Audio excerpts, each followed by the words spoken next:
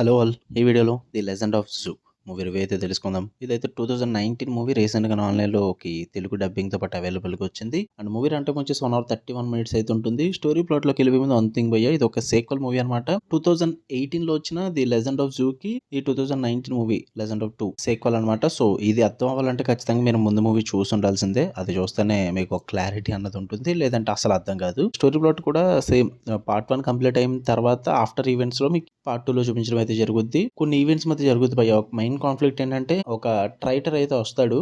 అది కూడా ఒక డార్క్ యాంబిషన్‌తో తనని ఆపడానికి మెయిన్ లీడ్ అయిన హీరో గాని, అక్కడ ఉంటున్న వాళ్ళు గాని ఏం చేశారన్నది మీకు కాన్ఫ్లిక్ట్ రన్ అవుతుంటుంది. ఒక 5 స్టోన్స్‌ని కూడా మీకు ఈ స్టోరీలో ఇంక్లూడ్ చేస్తూ ఉంటారన్నమాట. మొత్తం ఫ్యాంటసీ ఎలిమెంట్స్‌తో ఉంటుంది భయ్యా స్టోరీ అన్నది. ఓవరాల్‌గా చెప్పాలంటే మూవీ నాకైతే అంతకేం వర్కౌట్ అవ్వలేదు. బట్ చైనీస్ సైడ్ నుంచి fantasy movies, Telugu dubbed movies చూసేవాళ్ళు ఎవరైనా ఉంటే గనక గివ్ ఇట్ ఎ ట్రై. కానీ మరి చెప్తున్నా, ఫస్ట్ పార్ట్ చూస్తేనే సెకండ్ పార్ట్ అర్థమవుద్ది. లేదంటే అసలేం అర్థం కాదు. ఏదో జరుగుతుంటుంది. ఏదో చూస్తుంటారు అంతే నాలాగే. సో, అందుకే 2 పార్ట్‌లు ఖచ్చితంగా చూడండి. ఏమన్నా బాగున్నాయా అంటే విజువల్స్ అయితే బాగుంటాయి భయ్యా. వెబ్ మూవీ అయినప్పటికీ కూడా సీజే యాక్చువల్లీ చాలా డీసెంట్‌గా ఉంటుంది. ఆ magical attacks, sword flying sequences, ఆ స్పిరిచువల్ బీస్ట్స్ ఇవన్నిటిలో కూడా బాగానే చూపిస్తారు. సీజే బాగుంటుంది. యాక్షన్ కొరియోగ్రఫీ పర్లేదు అనిపించింది. అంతకుమించి అయితే నాకేం పెద్దగా వర్కౌట్ అవ్వలేదు. అంటే స్టోరీస్ అన్ని కూడా నేను చాలా అంటే చాలా చూసేసా. చైనీస్ మూవీస్‌లో చాలా ఎక్కువగా ఉంటాయి ఇవి. మాక్సిమం వాళ్ళంతా తీసేదే ఈ fantasy movies, magical beasts, creatures ఇలాంటి మూవీస్ ఎక్కువగా తీస్తుంటారు.